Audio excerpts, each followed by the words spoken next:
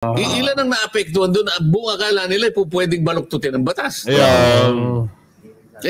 Pwede ba ka kung dito lang aminin mo na nagkamali ka?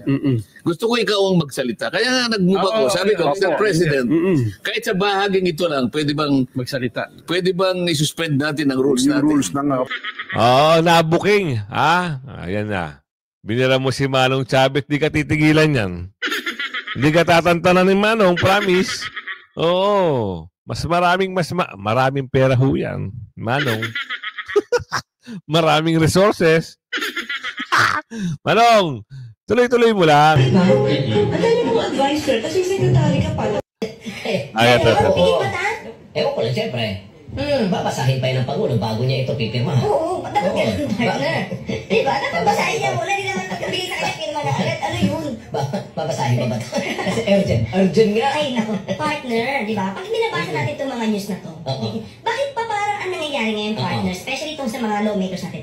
Parang sila yung nagiging lawbreaker. Diba? Lawmaker na lawbreaker. Partner, alam na.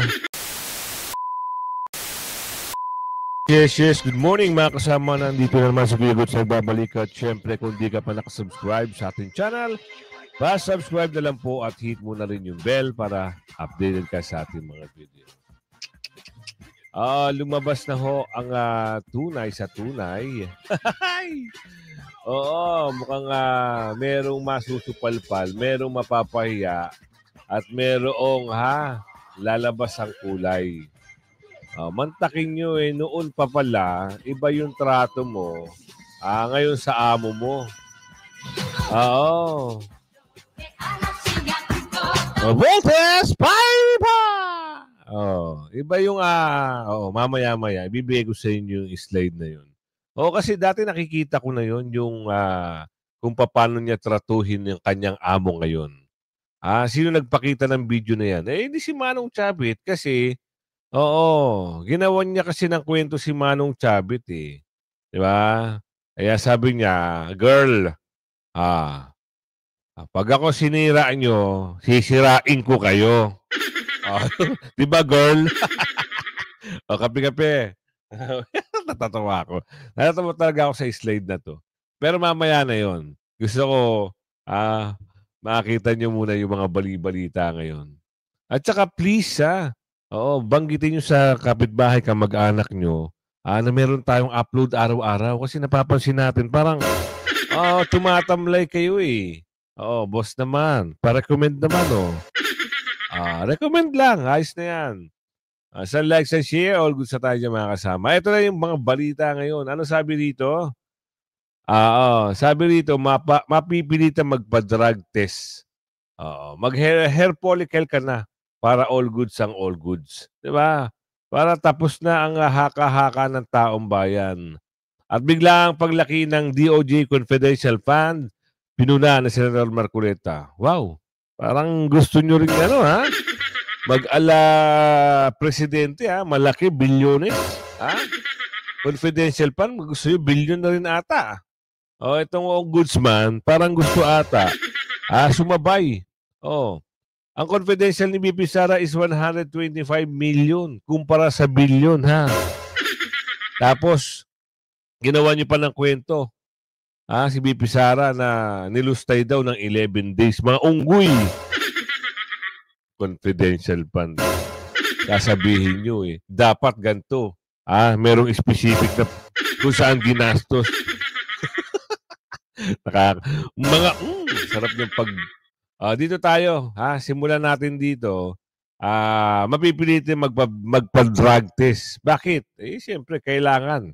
Para mapatunayan mo na meron kang kakayanan o kapasidad na mamuno sa buong Pilipinas. Baka alam mo lang isang syudad. Hindi ho tuloy. Mukhang ikapapahamak pa ni BBM ang naging pahayag ng dati niyang National Security Advisor na si Professor Clarita Carlos. Aniya ni Clarita Carlos, the Marcos couples are New Yorkers. Lahat ng tao doon parang hindi na bago sa kanila. Tama. Yung part ng kanilang buhay. I am not justifying it. I am simply describing what the life in New York. At heto pang dagdag niya. To what extent is this suspicion of addiction affecting his governance? Kasi sa akin, nakikita ko naman ang nakita ko nung cabinet pa ako. Alam mo kapag addict ka, hindi ka makakapagsalita ng 2 sentences na magkadugtong, magiging incoherent ka. Dahil sa naging pahayag na ito ni Professor Clarita Carlos, ito tuloy ang nagbigay ng udyok sa United People's Initiative na maghain ng petisyon na humihimok sa Korte Suprema na pilitin si Pangulong Ferdinand Bongbong Marcos Jr. na ibunyag ang kanyang kalagayan sa kalusugan. Pinagbasehan din nila ang 1987 Constitution, Article 7, Section 12. In case of serious illness of the President, the public shall be informed of the state of his health. The members of the cabinet in charge of national security and foreign relations and the Chief of Staff of the Armed Forces of the Philippines shall not be denied access to the President during such illness. Kaya't sa isang panayam, binanggit ni retired General Romeo Poquiz, isa sa mga pinuno ng grupo, ang mga aligasyon ng paggamit ng pinagbabawal na gamot at pagkagumon laban kay Marcos. Bago lumabas yung issue na yan, hindi pa nadadala si Tatay Digong o kampanyahan pa lang noon, nangangampanya pa lang sila. Sinabi na ni Tatay Digong na mayroong tumatakbong totoo nga. Hindi nga nagkamali ang matanda. Diba? At nung nanalo na, siniwalat na rin yan. Meron tayong presidenteng bangag. Totoo. Totoo rin. Hindi nga nagsinungaling ang matanda. Ngayon, ano pa? Lumabas na ang kulay, lumabas na ang katotohanan, binulgar na. Ngayon, naabangan natin ang pagbubulgar. Baka mamaya kasi, si Saldico kasi may kaso na. Ilalabas na ang warrant o pares. So, papasikaso na sa Interpol. Pag nahuli yan, diretso yan sa Pilipinas. Ngayon, ang problema lang, yung kaso niya walang bail. Hindi siya makakanta ng bahay kubo. Yun ang problema. Kailangan magkaroon ng petition na magkaroon ng bail yung kanyang kaso, kung ano man yung kakaso sa kanya. Diba? Plunderman o grab, kailangan magkaroon ng bail. Kaso wala. Hindi na siya makakanta. Yun ang unang magiging problema. Pangalawa, pag lumabas ang warrant, pasok siya sa banga. Ngayon, ligtas na ngayon itong mga magpinsan. Hindi natin alam yung pasakali nila na ang sabi, kasama sa makakasuhan o kasama sa paimbestigahan daw di umano sa ombudsman, itong si Pinsan. Alam mo naman, ang kulay nila ay isa lang. Diba? Ang nanalaligtas sa kanilang dugo ay isa lang. Maski confidential pan nga eh. Diba? Ano sabi sa confidential pan? Biglang paglaki ng confidential fund, pinuna na Senator Marcoleta, pero maya-maya yan. Dapat muna humingi ng tawad, ombudsman dapat humingi ng paumihin sa bendalo. Alamin natin to. Dapat, babaliin nyo eh. Babaliin nyo yung batas? Ibeben nyo? Pahingi natin ng tawad, sabi rito. Yung isang napanood kanina, yung nagdedepensa naman yung sa budget ng Ombudsman, Sen. Kanina yan, tama. Parang sinasabi nyo na dapat ipaliwanag ng Ombudsman yung bendalo. Tama. Or kung hindi man niya ipaliwanag, humingi siya ng paumanhin sa publiko. Sen. Yan ang hinihingi sa kanya dahil sabi ko, masyadong malaki ang epektong nangyari dyan sa pagsasabi ng bendalo. Kahit kailan sabi ko, hindi mo pwedeng baluktutin ang batas. Kapag ginawa mo yun, babanggayan doon sa core doctrine ng ating legal system. Duralex sed lex. Kasi sinasabi naman doon, kahit anong mangyari, masakit man yan. Batas yan. Wala tayong magagawa. The law may be harsh. So hindi mo pwedeng ipihit yun kahit ano. Babangga yun, di ba? Yes po. Sabi niya, yun po yung figure of speech. Yan kako yung problema natin. Gagawa kayo ng isang public statement. Ah. Pagkatapos pakikita pa nyo yung predilection ninyo na parang akala mo totoo eh. Opo. Sometimes we have to bend the law to please the people. Yes, Yes, sabi. Pagkatapos aamin ka. Ilan ang nailigaw mo doon? Ilan ang naapektuhan doon? Buong akala nila pwedeng baluktutin ang batas. Ayan. Pwede ba ka kung dito lang aminin mo na nagkamali ka? Gusto ko ikaw ang magsalita. Kaya nga nag-move ako. Sabi ko, Mr. President, kahit sa bahaging ito lang, pwede bang Magsalita. pwede bang isuspend natin ang rules Yung natin? rules ng Para makapagsalita ang ombudsman. Gusto ko mula sa kanyang bibig. Sabihin niya na nagkamali. Anong figure of speech? Kayo po ang ombudsman? Oo. Ipakikita niyo po na ito yung figure of speech. Lalo pong maliligaw ang tao rito. Tama, Ang oo. figure of speech kasi, kung saan mo pwedeng ibaling ang pagpapakahulugan yun. Iba-iba meaning. Hindi ganun po eh. Kailangan klaro ang ating policy. Klaro. Maliwanag. Kung may sakit, may sakit. Kung walang sakit, walang sakit. Tama. Oo, hindi mo pa pwede sabihin sa buong Pilipinas, sa buong Pilipino, na pwedeng baliin ang batas. Nako. Ikaw ang pinakamataas dyan. Kaya mo nga manipulahin ang Supreme Este.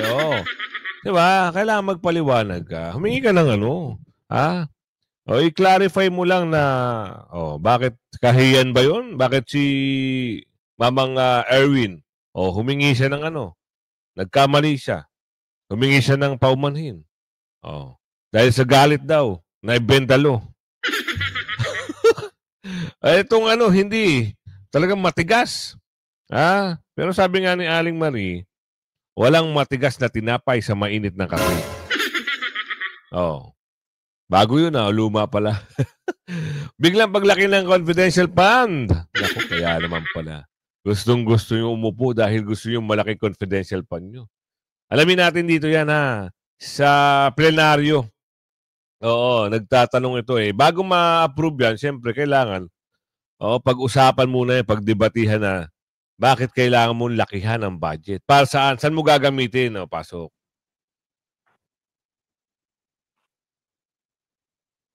Mr. President, nakita ko po dito sa ating mga pinagbabasihang mga dokumento, ang DOJ pala, Mr. President, ay meron ding mga malalaking confidential funds. Magmula noong 2020, medyo maliit lamang yun, 193 million. Pumalo ng 216 million, 2021. Bumaba ng konti, 176 million, 2022. Umarangkada na naman noong 2023, 526 million. Bumaba ng 2024, 168 million na lang. Bigla na naman pumitada ng 2025, 1.5 billion. At ngayon po sa GAB natin na isinumite rito, Sir President, Sir Sponsor, 364 million na lang. Pero dinagdagan po natin sa ating committee report, Mr. President, Sir Sponsor, ginawa uli natin na 729 million. Hindi ko po masyadong nasasakyan, Mr. President, kung bakit noong 2025, tumas po ng 800%. Grabe, ang confidential funds ng Office of the Secretary of Justice. Bakit po, Mr. President? Tanong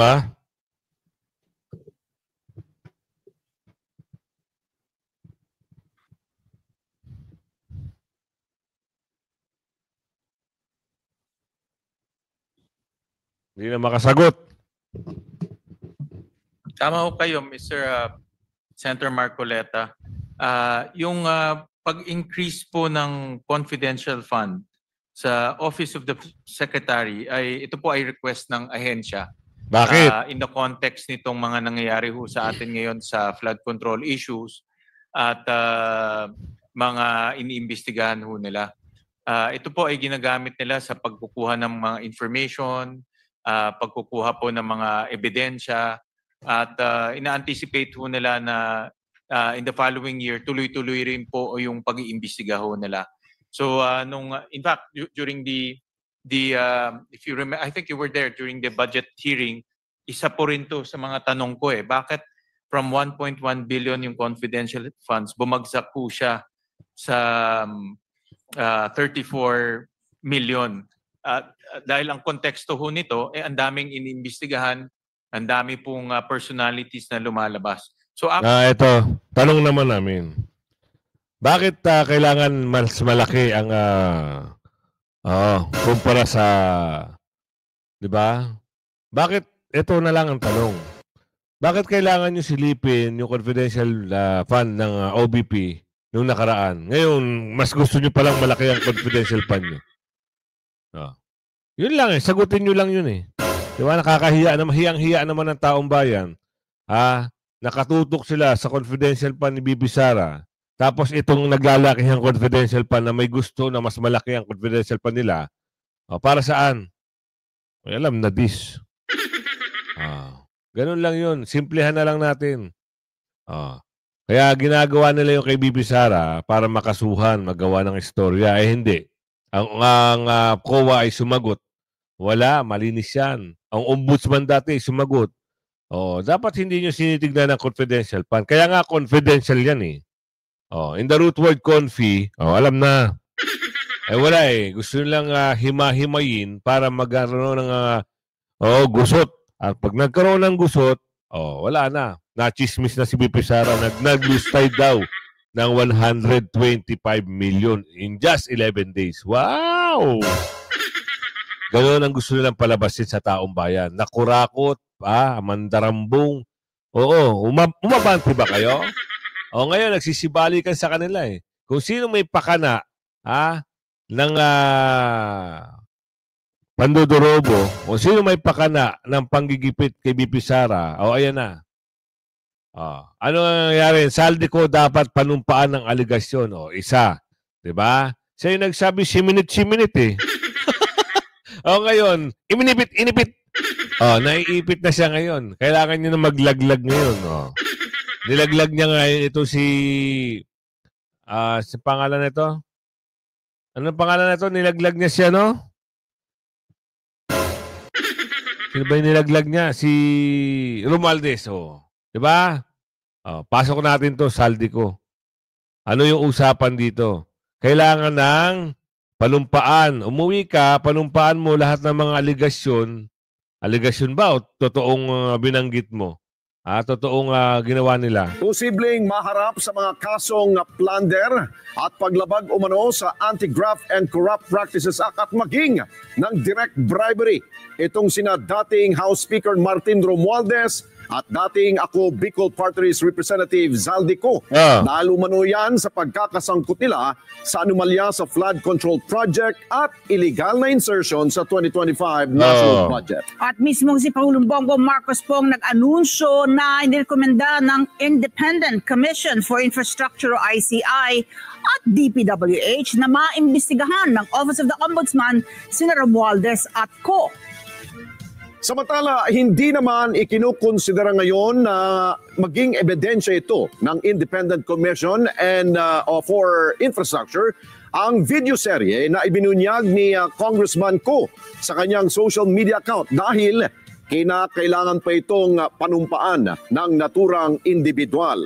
Antabayanan po ang balitang yan maya-maya lamang. Samantala, hinimok naman ni Senador Bam Aquino si dating Ako Bicol Representative Zaldico na panumpaan na nga ang mga ibinunyag nitong impormasyon sa kanyang mga video na naipost sa kanyang social media account tungkol po sa insertion sa 2025 national budget. Paano yan? Uuwi na susunduin na ng Interpol si Zaldico.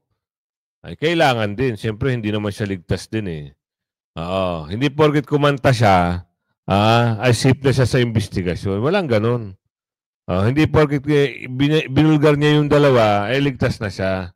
So, mas matimbang, marami silang pagkakamali. Diba? Marami silang ginawang bilyones ang usapan dito. Hindi ho ordinaryong pera. Hindi ito 125 million. Kasi gusto lang palabasin si BP Sara Oo, 'di ba? Sirain ang pangalan. Yung pala, sila pala may problema. Nagpakasasa sila sa kamal-kamal na mali-malitang pera, di ba? Oh, totoo. Tuloy. Mian Corbera sa balita. Hindi lang flood control projects ang pinasok ng kumpanyang pagmamay-ari ni dating Ako Bicol Representative Zaldico na SunWest Corporation at mga sister companies nito. Nabunyag sa budget deliberation sa Senado na pati mga solar irrigation project ng National Irrigation Administration nakuha ng kumpanya ni Ko. Inusisa ni Senator Ping Lacson kung saan lumitaw na may 5 solar irrigation project ang SunWest Corporation sa Region 4B o Mimaropa at Bicol Region. Wala pang detalye kung magkano ang proyekto sa Mimaropa, pero sa Bicol Region umabot sa 1.03 billion pesos. Ilan po yung kontratang nakuha ng SunWest and its sister companies do sa mga solar irrigation systems? Very quickly lang. Meron sila, how many ang tinatanong? Meron po silang 5 kontrata. How much? Yung kanilang kontrata, how much? In regions 4, 4B and 5. How much? 4B. Yeah, Mindoro. 5 Bicol. 5 Bicol. Kaya panawagan ni Senator Bam Aquino sa dating kongresista, umuwi na ng bansa.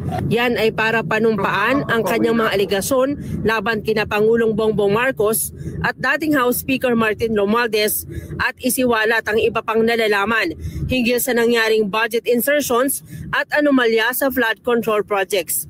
Hindi anya naniniwala ang taong bayan kung hindi magte-tell all si Ko dahil isa siya sa mga itinuturong mastermind. Iginit naman ni Aquino na dapat managot ang lahat ng sangkot sa anomalya at mabawi ang mga ninakaw sa kaban ng bayan. Napapanahon na rin anyang isabatas ang Senate Bill number 1506 o ang Citizens Access for Disclosure of Expenditure for National Accountability para matiyak ang transparency sa paggamit ng pondo ng taong bayan. Makukulong ang isang individual na nag-upload ng false or misleading budget-related information at ang provision na ito na penalty ay para panigurado na hindi po garbage in, garbage out. Dapat, maumpisahan muna dyan sa malalaking isda na yan. Kailangan masampulan. Yung nababanggit, si Ko, si Balulong, at si Bungitngit, masampulan at bawiin nyo yung kaban-kaban na pera. Ngayon may papakita akong slide sa inyo. Hindi ko lang alam kung AI ito. Kasi nakakagulat, nagbibilang sila ng pera. Ito ba yun? Nagbibilang ho sila ng pera, mga kasama. Konting slide lang Hindi ko sure kung AI ito o totoo ito Kasi may lumalabas na video. Ito, hindi naman sa paninira.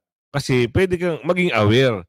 Yung sinasabi ni Zaldico, totoo. Kasi nasa video. Hindi lang natin alam kung AI. Kailangan, wala pa ata. Tingnan natin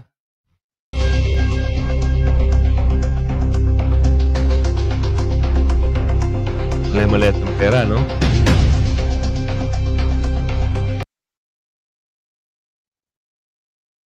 AI ito. AI ito. Hindi ko lang sure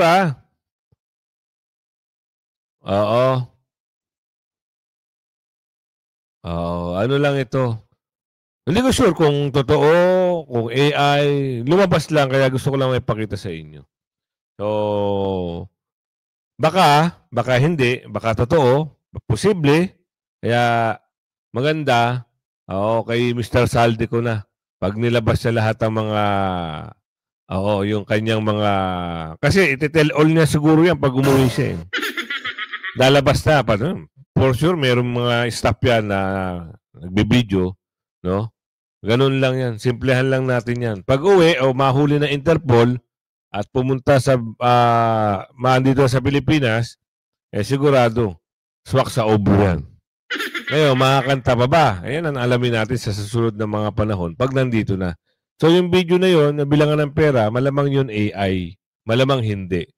Pero hindi natin bibigyan ng konkretong ano yon, malamang sa malamang, pwedeng AI. Kasi hindi klarado yung mukha eh. So, yung gumawa nun, bahala na sila. Ngayon, ito, may papakita ko sa inyo. Ito yung, siguro, ano bang masasabi nyo dito sa video na ito? Kasi dati, parang binabara niya ang boss niya. Ngayon, at sinasabihan na ganto ganere, bakit ngayon ito? Grabe ka naman. First time ko siyang nakitang ganyan. Ang alin? Oo, grabe. May pangiti-ngiti pa. Grabe ka, PBBM. Alaskador. Nang aalas ka na siya. Talaga? Nang may ngiti. Diba? Pero, sober. Walang mura yan. In fairness, mga kaklip, in fairness, walang mura. Talaga? Grabe ka, PBBM. Ngayon ka lang namin nakita ng mga kakli na ganyan, ha? Tuloy mo lang. Tuloy mo lang. Ang nakakataka-partner dito, ilan na ba ang advisor ni Pangulong? Ilan na raw ang advisor? Wag na natin yan. Sige, tuloy. Marcos, maliban sa mga sekretaris niya. Halos sila. Halos marami. Lahat ata gusto mag-advisor, pati ikaw ata ate. Ma'am, manager. Kasi nagtataka kami, meron kasing parang kahit walang sinasabi, may sinasabi. Ang alin, ang gulo, di ba? Kahit walang sinasabi, may sinasabi. Ngayon, nagkakaroon na ng tanong-tanong, sinabi ba yan ng amo mo? Tanong lang yun. Ibig bang sabihin nito, partner? Di ba pag sobrang dami mong advisor, parang lumalabas, wala ka talagang anak. Wala ka talagang ang kulay ni Anta Clara. Nabuking. Ayan na. Binira mo si Manong Chavez, di ka titigilan yan. Hindi ka tatantanan ni Manong, promise. Maraming pera ho yan, Manong. Maraming resources. Manong, tuloy-tuloy mo lang. Ang dami mong advisor, kasi secretary ka pa. Ewan ko lang, siyempre. Babasahin pa yun ng Pangulo bago niya ito pipirma. Oo, dapat ganun, partner. Diba? Dapat basahin niya muna, di naman pagkabili sa kanya, pirma na agad. Ano yun? Babasahin pa ba ito? Kasi urgent nga. Ay, naku, partner, di ba? Pag binabasa natin itong mga news na to, bakit pa parang ang nangyayari ngayon, partner, especially itong sa mga lawmakers natin, parang sila yung nagiging lawbreaker. Di ba? Lawmaker na lawbreaker. Partner, alam na. Di ba yan yung ginagawa mo ngayon, partner? Partner. Bukayin ka ni Manong, partner. Yan ang sinasabi ko sa iyo eh. Diba? Mismong ebidensya mo na. Ebidensya mismo ang sasampal sa iyo. Ano ngayon nangyari? Kasi pag ikaw nag-stand ka. Hindi pwedeng mas malaki yung kita dito. Hindi pwedeng ganun, ate. Di umano.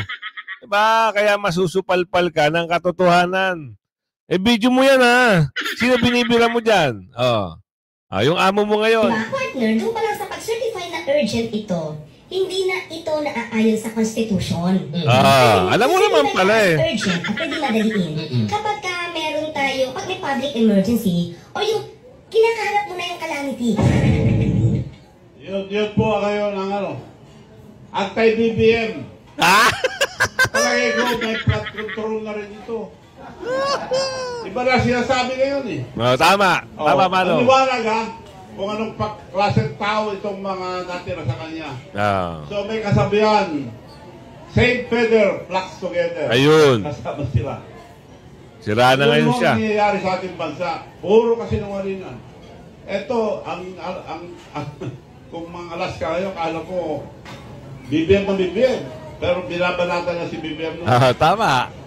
So yun po ang Claire Castro. Pahiya itong si Antang Clara. Isang big mistake na ginawa siyang under.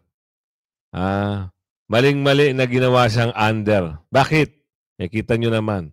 Dati pa yan. Marami ho yung video.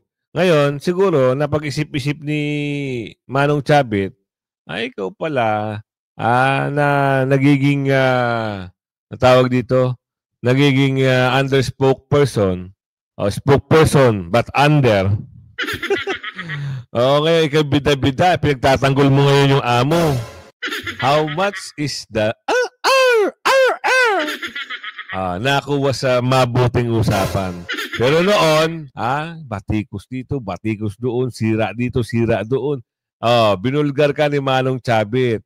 At ito pa, good news!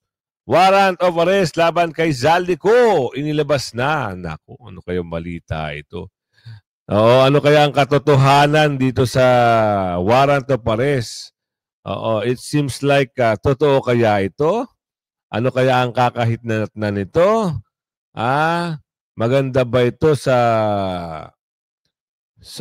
pandinig ng taong bayan? Bakit si Zaldico lang? Yan ang the big question. Isang malaking tanong.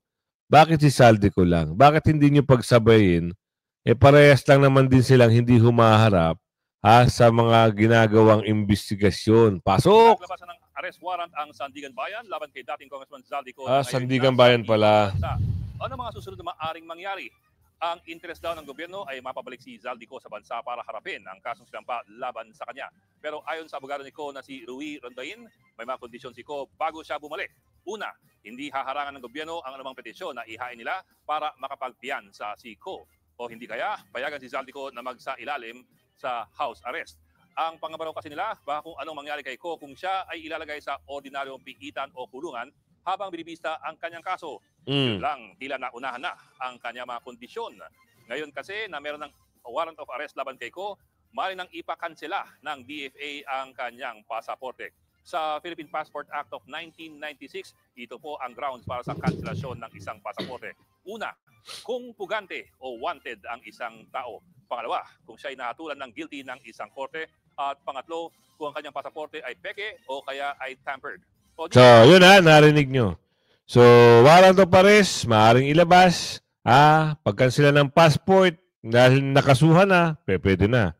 So, dapat noon nyo pa ginawa yan.